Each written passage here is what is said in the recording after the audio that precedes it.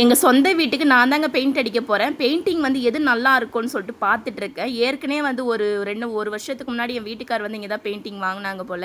ஏற்கனவே 2 வீடு வந்து ஆல்ட்ரேஷன் பண்ணி வாடகை விட்டுருக்கோம். இப்போ நாங்கள் இருக்கிற வீடுமே ஓன் ஹவுஸ் தான். அந்த வீட்டுக்கு தான் வந்து பெயிண்ட் பண்ண போகிறோம்.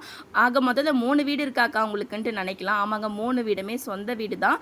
ஆனால் நான் வந்து ஏன் பண்ணி கட்டல, நீங்கள் யூடியூப்பில் நான் சம்பாரித்து வாங்கினேன்னு நினச்சிக்காது. எங்கள் மாமனாரும் எங்கள் மாமியாரும் கட்டின வீடு அது. 3மே எங்கள் வீட்டுக்காரோட வீடு தான். இப்போ அந்த வீட்டில் தான் வந்து பெயிண்டிங் வந்து பண்ண போகிறேன். வீடியோ எடுக்கிறது கொஞ்சம் நல்லா இருக்கணும் இல்லையா? ஹாலில் வந்து ஃபுல்லாக பெயிண்ட் பண்ணிடலாம் சொல்லிட்டு ஒரு பிளான் பண்ணியிருக்கேன். எனக்கு வீடு ஃபுல்லாக வந்து பெயிண்ட் பண்ணணும் தான் ஆசை. ஆனால் இப்போ பெயிண்ட் வந்து பண்ண முடியாதுங்க. ஏன்னா கேக் பிஸ்னஸ் பண்ணிகிட்டு இருக்கோம் இல்லையா? கேக்லாம் செஞ்சு வைக்க பார்த்து வீடு ஃபுல்லாகவே இடம் பத்தவே இல்லை. அதனால தான் வந்து இப்போ பெயிண்ட் பண்ணாமல் இருக்கும். இப்போ கூட என்னோடய வீடியோ காய் மட்டும் தான் அந்த இடத்துல வந்து பெயிண்ட் பண்ண போகிறேன். ஒயிட்டும் க்ரீனும் மட்டும் எடுத்திருக்கேன். ஃபஸ்ட்டு ஒயிட் வந்து கொடுத்துட்டு க்ரீன் வந்து அந்த ஃப்ளவர்லாம் இருக்கு இல்லையா? அதில் அவுட்லைன் மாதிரி வந்து கொடுக்கலான்ட்டு இருக்கேன். நெக்ஸ்ட் வீடியோவில் பெயிண்ட் பண்ண போகிறேன். அது மிஸ் பண்ணாமல் பாருங்கள்.